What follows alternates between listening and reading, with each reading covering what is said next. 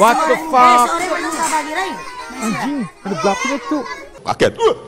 Oke, balik lagi dan gua Johan Erwin di channel Cuan. Ya, kali ini kita mau membahas tentang MBG.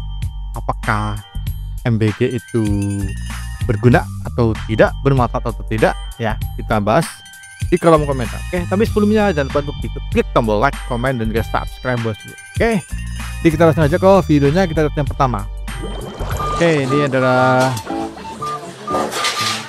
MBG di daerah Karang. Wah, surat mang. Kau bacakannya. Mang ulah jeng burger cocok sungut kampung mah. Kocak. Biasa jeng sambal. Nggak cocok burger ya? Iya, nggak cocok burger. Cocoknya bayam, yes. Jadi emang seperti itu ya, kalau MBG sebenarnya fleksibel dia nggak harus monoton seperti itu, bisa menerima masukan juga sebenarnya sih. Gitu loh. Ini kocak ya. Nah, ini yang berita keracunan ya. Nah, keracunan MBG anjir.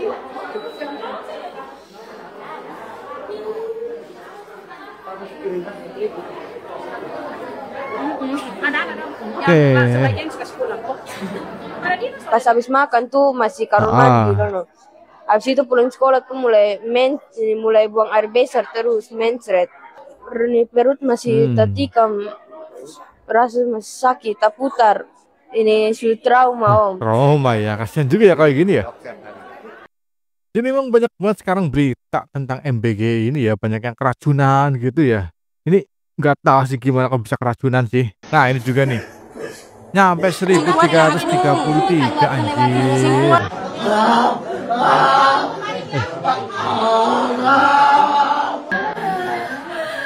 Ngeri juga kalau sampai gitu ya. Sampai kejang-kejang kayak gitu anjing, itu ngeri juga loh kalau beneran gitu ya. Kalau bener keracunan MBG ngeri lu ya. Ini jadi pertanyaan, kok bisa gitu loh sampai begitunya gitu loh. Ini gila sih, gila sih. Nah, ada ularnya. What the fuck? Anjing, ada belakangnya tuh. Roti yang menengah. Gila ini sih, gila. Jujur aja nih sih, ini gila ya, gila. Menurut gue gila banget anjing. Bisa seperti itu loh, bisa ada apa namanya, ada belatung lah, ada racun lah. Ini gue nggak tahu sih ya. Secara gini ya, di tempat gue juga ada dapur MBG ya, di apa daerah gue lah itu. Ada 2 gitu ya. Dan kebetulan juga bapak mertua gue satu kerja di dapur MBG satu gitu ya. Nah, di tempat beliau itu setiap sini beliau cerita gitu ya, bahwa di dapurnya itu higienis, bersih gitu ya. Dan gue juga pernah dikirim fotonya, lihat statusnya gitu, bersih, enak gitu loh. Dan nggak ada yang nemuin sampai keracunan, apalagi belatung itu nggak ada sih, nggak pernah ada gitu loh. Di sini pun di yang satunya lagi ya, MBG satu lagi juga sama, nggak pernah itu ada gitu loh. Sekarang kalau menurut gue orang awam ya, secara logika gini, misalkan ada yang berdalih itu kan makanan dimasak itu jam 3 pagi misalkan ya, terus baru diserahkan ke anak-anak tuh jam 10, dimakan jam 10, otomatis jadi berbelatung lah, jadi busuk lah gitu loh. Ada yang bilang seperti itu, gue baca di komentar ada yang seperti itu.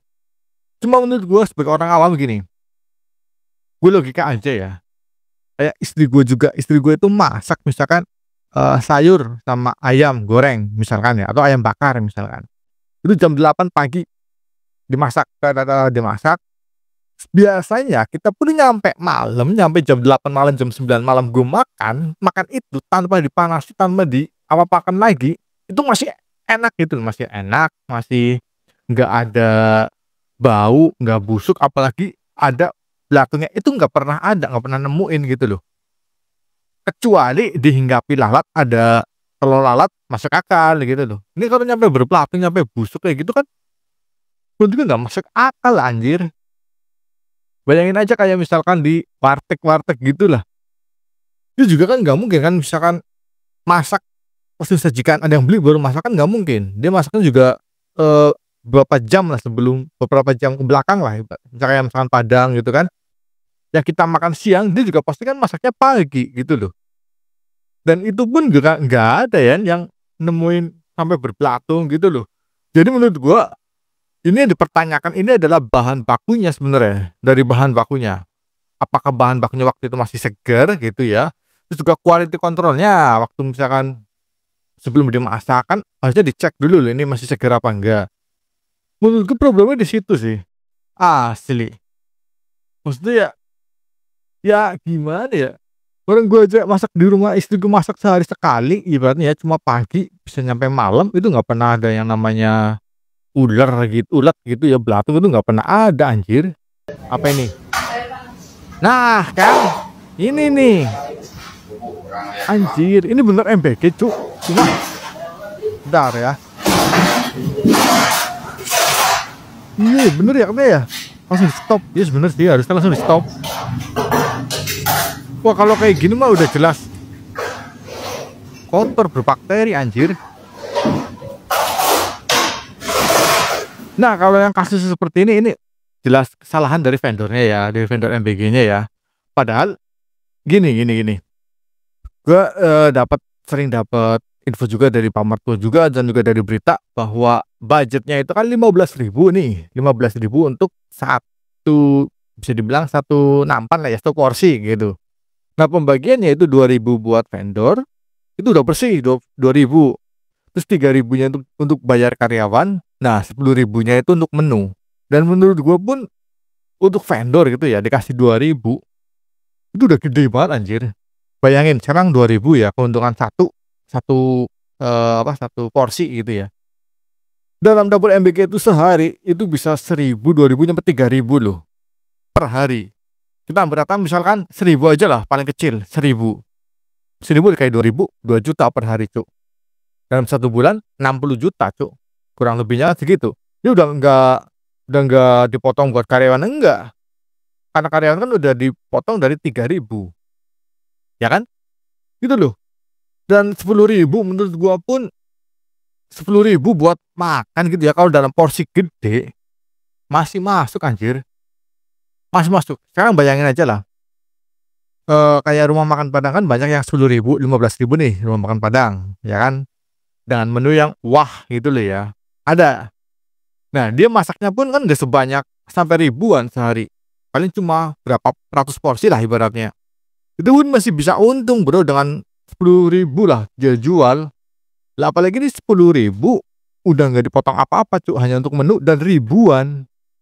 Menurut gue harusnya bisa sih, cuma terkadang ya jeleknya di kita ya, di negara ini ya.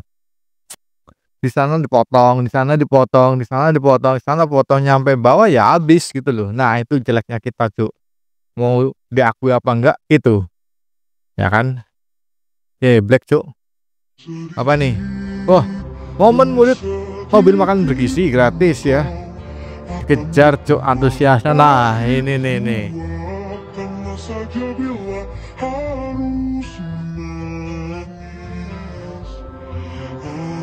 Gila Cuk, antusias segitunya anjir.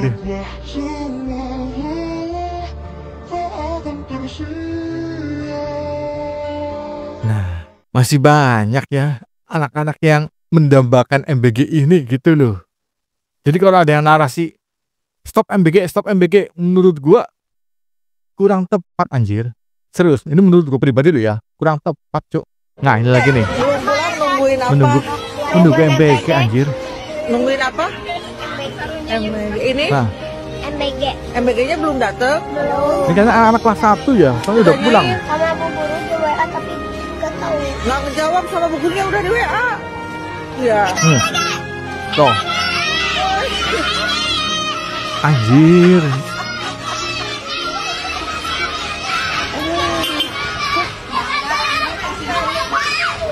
Tuh kan, antusiasnya Cuk. Ini MBG-nya baru datang nih, anak-anaknya udah pulang. Ya.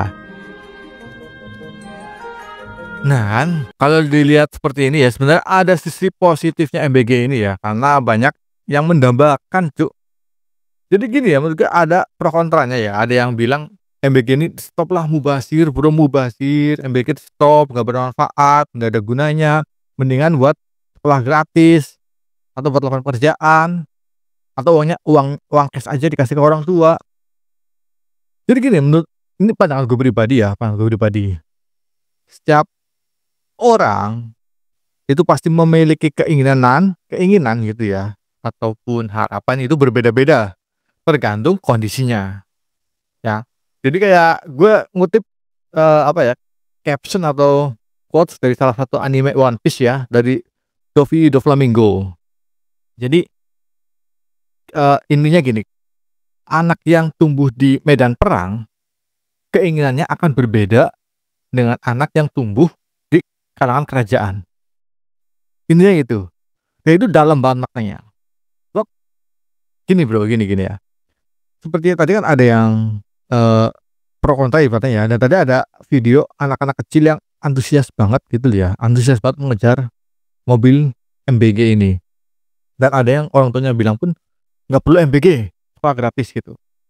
Pasti gue yakin dua pendapat ini yang berbeda, dia latar belakangnya pasti sangat berbeda jauh. Anak-anak ini bisa gue perkirakan dia benar-benar anak yang kurang mampu, yang atau yang tidak mampu.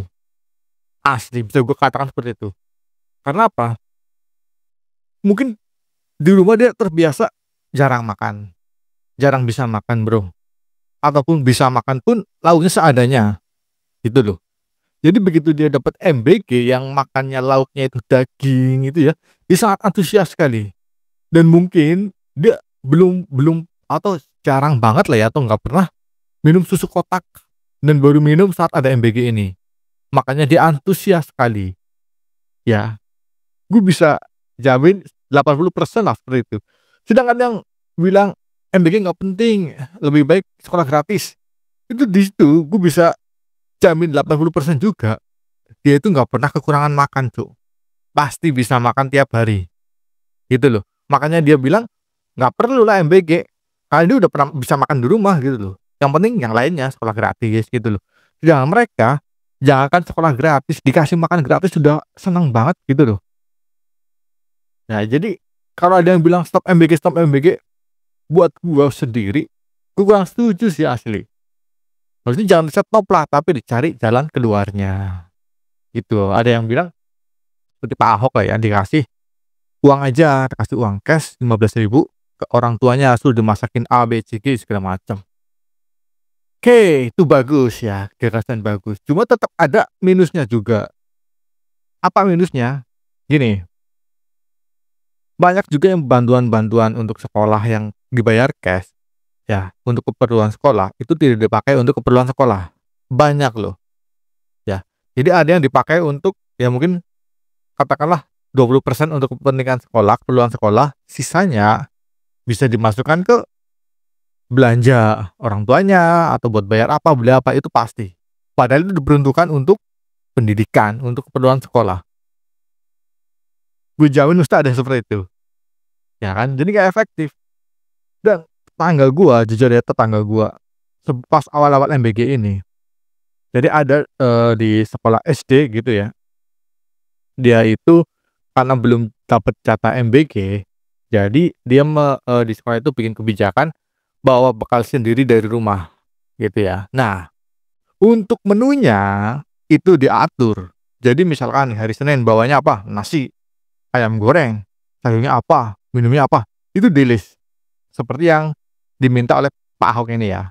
Oke. Kendalanya apa?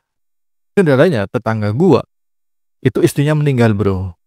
Ya jadi dia cuma sendiri, laki-laki dan anaknya satu. Ya di rumah cuma berdua itu. Dan tergolong kurang mampu. Dia sering ke rumah gue cerita, aduh ini besok anak gue suruh bawa bekal ini. Bingung bro, siapa yang masak gitu loh. Mau beli terus juga, misalkan budget 15.000 itu cukup untuk 2 kali beli lah ibaratnya. Ya kan? Nggak bisa untuk sehari full. Jadi bingung dia loh. Terkadang karena saking bingungnya, udah nggak usah bawa. bawanya seadanya aja. Beli gorengan, mie. Itu juga yang dipikirin, makanya dipikirin itunya juga gitu loh. Nggak semua orang itu punya orang tua yang lengkap, ya kan? Bisa sarapan aja kadang syukur alhamdulillah gitu loh ya. Apalagi ini harus dipikirin, harus pasang A, B, C, D, E seperti itu. Itu yang tetap ada plus minusnya kan, gitu loh. Terus gimana loh? Kalau lu jangan bacot tuang, kalau lu gimana menurut saran lo gitu deh. Nah, ya kalau dari gue saran ya, kalau misalkan emang ada MBG yang terbukti seperti tadi ada keracunan ataupun ada yang berbelatung, berulat, itu dicek ya dari gudang mana, terus dicek suppliernya, dicek vendornya. Kalau memang benar terbukti, stop, tutup langsung, tegas, tutup ya, pindahkan ke vendor lain yang sesuai, yang bisa seperti itu loh. Jadi harus tegas sebenarnya sih, untuk pengecekannya juga harus tegas karena budgetnya pun termasuknya gede gitu loh. Nah kalau misalkan seperti itu kurang efektif misalkan ya, bisa dibikin dapurnya di sekolahan, tiap-tiap sekolah ya. Jadi misalkan di sekolah A nih, nanti ada dibikin kantin gitu, dimaksanya di situ sekalian. Ya, jadi nantinya pun dari pihak sekolah pun bisa mengecek gitu loh. Ya, ini layak apa enggak gitu. Seperti kalau di luar negeri kan dia dibikin sistem kantin kan. Di luar negeri gitu loh, kayak di pabrik, gitu kan di kantin, ada kantinnya dan ngolahnya di situ. Nah, menurut gue itu malah lebih bagus. Jadi kita menyerap pekerja dari luar pun masih bisa untuk masak di sekolah itu. Itu sih menurut gue sih yang keren lah ya menurut gue. Mending kasih duit kan aja ke orang tuanya. Sedangkan PIP yang memang khusus untuk kebutuhan anak, yang khusus untuk keperluan perlengkapan anak maupun apa saja yang berkaitan langsung dengan pendidikan anak di sekolah. Banyak juga PIP yang disalahgunakan oleh mak-mak. PIP jadi uang sembako lah, PIP jadi uang skincare lah, mau menyangkal, tapi itu memang realita yang ada. Dan kami yang ada di sekolah, guru-guru sudah periksa itu. Kenapa bukumu seperti ini? Mana perlengkapan? Uang PIP kemarin kamu belikan apa? Menyangkal realita itu. Ya kan? Seperti yang tadi gue bilang kan, kalau dikasih ke orang tua, takutnya seperti itu, ya kan? Dan di sini juga di video ini, gue lihat komentarnya itu banyak-banyak nyinyir ibu ini ya. Nyinyir, dibilang buzzer lah, dibilang apa segala macam lah. Itu yang gue sesalin juga sih ya, karena ya realitanya waktu seperti itu ada gitu loh. Kan? Jadi gimana ya menurut gua, sebenarnya kalau menurut gua ya kesimpulannya nih, MBG ini bagus tuh, program ini bagus dan ya sangat bagus lah. Hanya saja pengelolaannya ini yang perlu benar-benar diawasi secara ketat ya, dan ditindak secara tegas gitu loh. Jangan sampai terulang lagi. Kalau memang terbukti ada kesalahan yang kecil ataupun fatal, langsunglah tindak, di stop atau gimana gitu loh, langsung. Ya, jadi menurut gue tinggal, soalnya gue juga dapat sering cerita ya, di bokap mertua gue kadang sini cerita, untuk pengawasan dari atas ya, dari atas itu memang sangat kurang sekali bro, asli. Jadi kadang ada inspektornya itu datang, paling cuma lihat gimana, aman nggak, beres nggak, iya oke, dah pergi, by data pergi, tidak dilihat, benar-benar dilihat, dicek itu enggak, sangat jarang sekali.